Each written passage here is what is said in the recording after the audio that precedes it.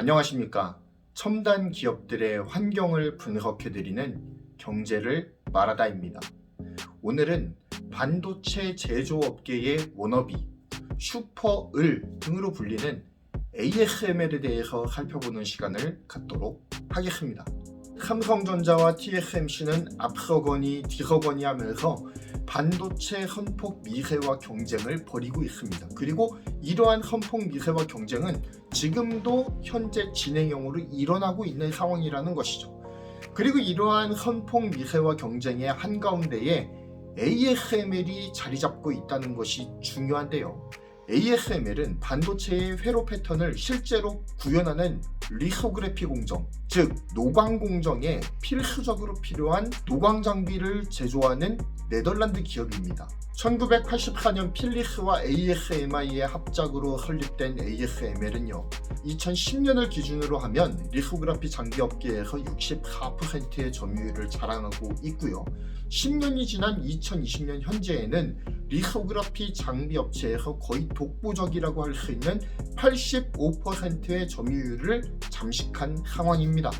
노광 장비 업체들 중에서는 네덜란드의 ASML과 일본의 니콘, 캐논 등의 업체들이 경쟁 구도를 형성하고 있었습니다. 그런데 2001년 일본 노광 장비 업체들과의 경쟁을 끝내고 압도적으로 세계 1위로 발돋움할 수 있는 기술을 ASML에서 개발해냅니다.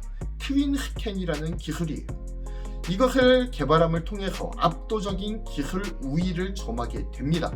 트윈 스캔 기술을 잠시 설명을 드리면요, 반도체 노광을 하기 위해선 웨이퍼의 어느 위치에 노광을 할지 결정하는 얼라인 공정을 거치게 되고요.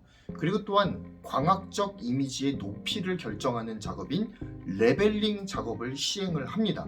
이후에 노광 공정으로 넘어가게 되죠. 이때 트윈 스캔 기술은요, 스테이지가 두 개가 있기 때문에 한 스테이지에서 노광 공정을 진행을 하게 되면 한 스테이지에서는 얼라인과 레벨링을 진행을 함을 통해서 작업 속도와 작업 효율을 2배로 높인 기술을 바로 트윈 스캔 기술이라고 합니다. 이러한 트윈 스캔 기술이 개발되면서 ASML 노광 장비의 작업 효율이 일본 니콘과 캐논의 노광 장비에 비해서 괄목할 만하게 성장을 하게 돼요. 그리고 이 트윈 스캔 기술은 시장에서 ASML이 독보적인 위치를 차지하는 데에 기여하게 됩니다. 그리고 결정적으로 일본 노광 장비 업체들을 수렁으로 빠뜨린 사건이 2010년에 발생하게 되는데요.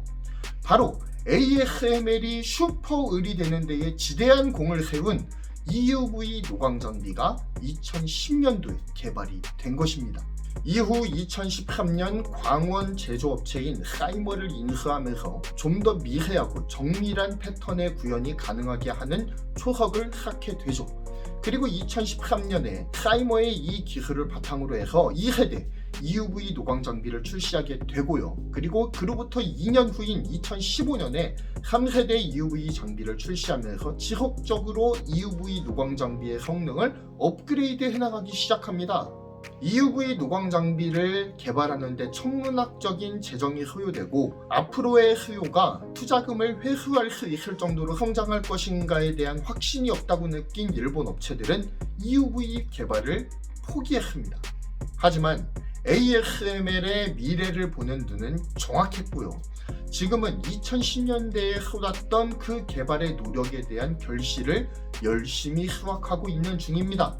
세계 유일의 EUV 노광 장비 공급 업체로서 말이죠.